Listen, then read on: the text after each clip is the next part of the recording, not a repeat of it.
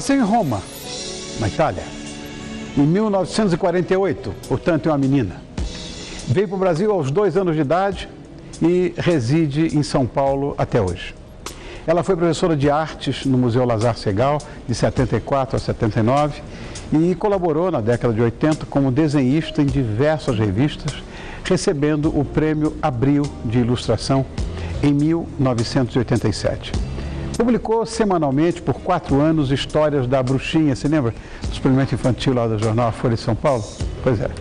Começou sua carreira de escritora e ilustradora de livros infantis e juvenis em 1980, com livros de imagem, e publicou 60 livros. E os seus livros já foram publicados no México, no Equador, na Guatemala, na Bolívia, na Itália. Ela participou da Feira Internacional de Ilustradores de Bratislava, isso em 95, e participou de exposições de ilustradores brasileiros promovidas pela FNLIJ em Bolonha. Ela participou da Honor List do IBBY, a International Board Book for Young People, que é um órgão consultivo da Unesco para o livro infantil, com o livro Feitiço do Sapo, da editora Ática, em 96. E ao longo da sua carreira recebeu diversos prêmios, entre eles, o mais importante de todos para nós aqui, que é o prêmio Jabuti, de melhor ilustração pela CBL, pelos livros Truques, 1991, A Bruxa Zelda e os 80 Docinhos, em 96, Anjinho, de 98, Circo da Lua, de 2004, Cacoete, de 2006 e Felpo Filva, em 2007. Este pelo texto e pela ilustração também.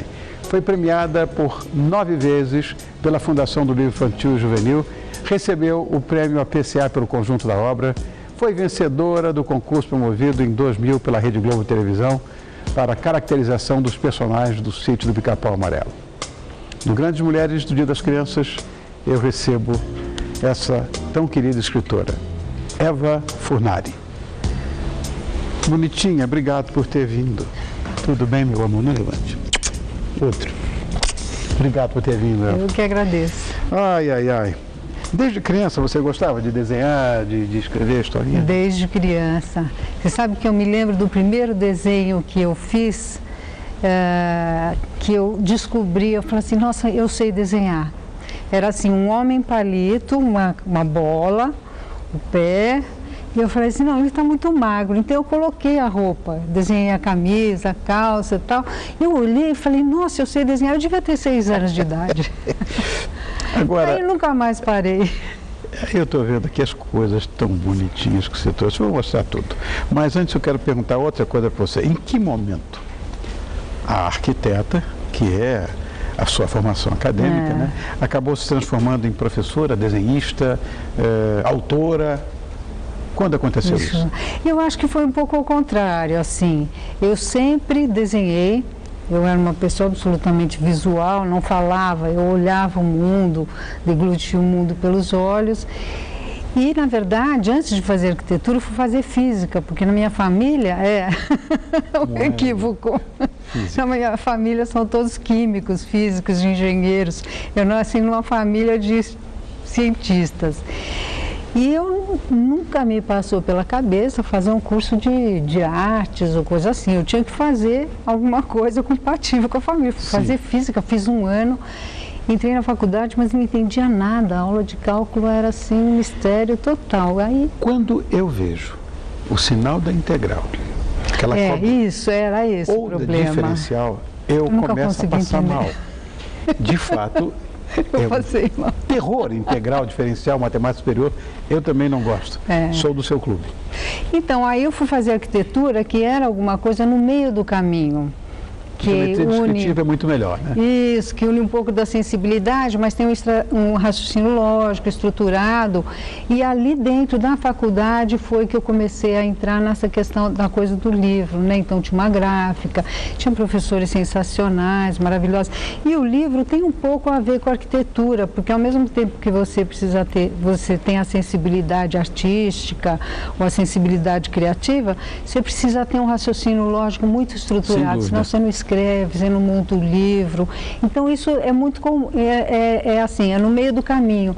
E eu agradeço ter essa formação, entre aspas, científica, né? Porque isso ajuda muito.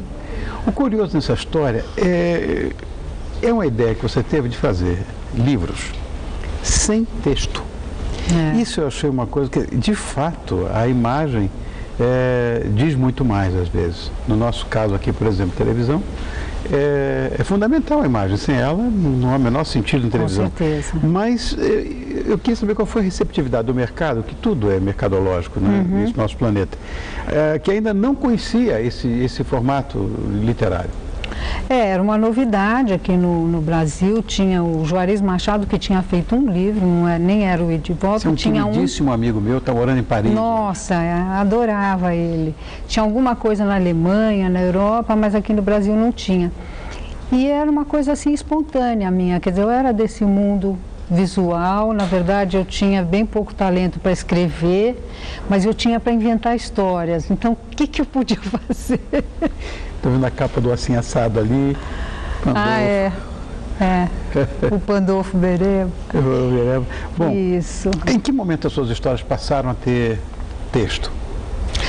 Foi quando eu estava criando uma história sem texto e surgiu na minha cabeça, né, o processo criativo é isso, eu fecho os olhos e começo a criar, surgiu na minha cabeça uma turma que vinha vindo assim e queria entrar na história. Eu falei, não, vocês estão bagunçando demais, era uma trupe. E vinha vindo, eu falei, não, estou aqui trabalhando. Depois eles vinham, insistiram, tudo na fantasia, né? Claro. E a história era muito complicada, eu deixei entrar, a história era muito complicada para ser contada só com imagens, não é qualquer história que se conta com imagens. Então eu acabei me vendo na contingência de escrever, aí enfrentei, né, e venho desenvolvendo até hoje essa questão do texto, que hoje eu amo escrever umas palavras. Agora, Eva, a importância da bruxinha na sua vida, eu não sei se tem alguma coisa a ver com você, porque é um personagem muito forte, a bruxinha. Como é que apareceu a bruxinha na sua vida? A bruxinha, ela apareceu e tomou conta, né? Tem uma coisa a ver com você? Tem alguma coisa a ver com você?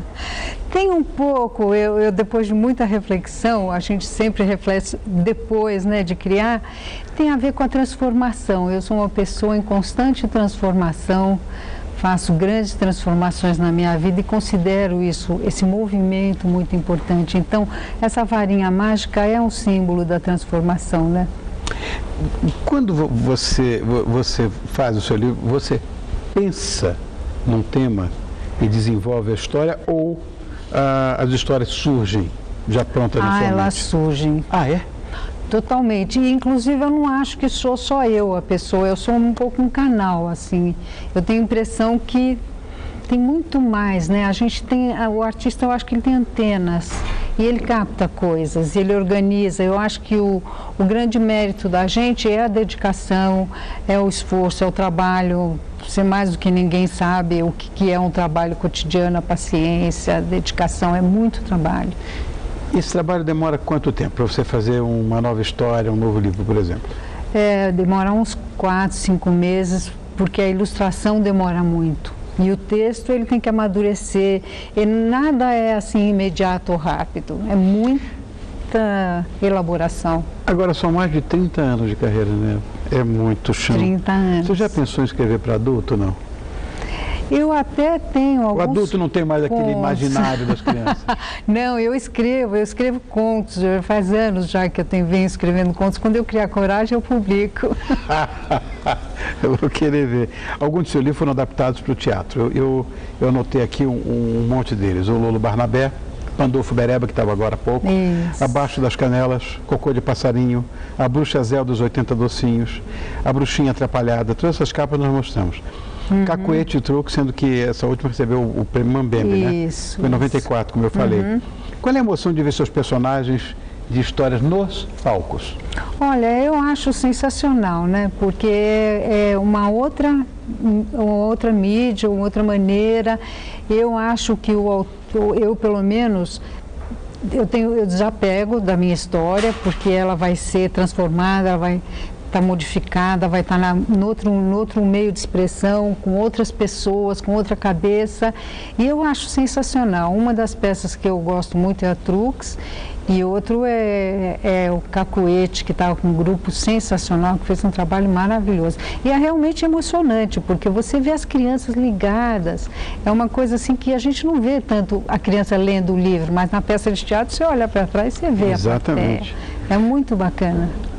Você acha que alguns personagens, como o Felpo, ou mesmo a Bruxinha, eles criam vida própria, se tornam independentes? Criam. A Bruxinha, eu acho É que muito curioso isso.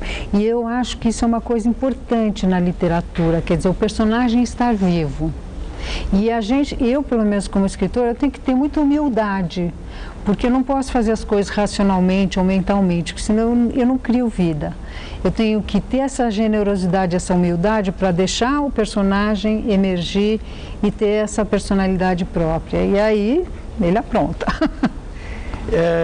Te apresentando, eu falei do prêmio, né? Você foi vencedora de um concurso em 2000, promovido pela Rede Globo Televisão, para a caracterização dos personagens do Sítio do Pica-Pau Amarelo. Como é que foi esse momento na sua carreira? Olha, foi curioso, porque eles abriram um concurso, acho que com 20 ou 30 ilustradores, inclusive da área da literatura infantil, e cada um produziu os personagens, e eu fiz alguma coisa que fosse possível para eles adaptarem depois, porque é muito difícil a produção, né? E eu fiz assim, completamente envolvida, eu sempre faço as coisas de maneira apaixonada. Depois que eu ganhei, tudo é que me caiu a ficha, eu teria ficado muito mais nervosa, né? Que me caiu a ficha que aquilo ia ser produzido, ia ser para televisão e que perdurou uma certa imagem que eu criei. Então foi muito bacana, assim, foi uma honra para mim. Fazer uma dupla com Monteiro Lobato, bom, né? Que é nosso mestre. Eu descrevi uma porção de prêmios que você recebeu. É claro que o reconhecimento pelo trabalho tem um nível de importância equânime em relação aos outros. Mas não tem algum prêmio aqui para você, um xodózinho, não? Olha, em geral é o primeiro, né? O primeiro pega a gente de surpresa, mas eu acho que para mim o maior prêmio é as crianças gostarem do meu livro. Quer dizer, na verdade, eu faço questão de trabalhar para a criança. É óbvio que eu me sinto super envaidecida, honrada e com os prêmios, mas eu acho que a gente nunca pode perder de vista que a gente está escrevendo para uma criança que num mundo diferente, num mundo, né, na criança de hoje. Querida, eu estou muito satisfeito com sua visita. Te agradeço muito. Vou agora ler com mais avidez os seus contos, tentando despertar de fato essa criança que eles mostraram agora há pouco aí, que me fez ficar emocionado. Eu acho a sua ilustração impecável, já conhecia, gosto muito. Muito obrigada. E te agradeço muito, viu, Eva, por ter estado conosco.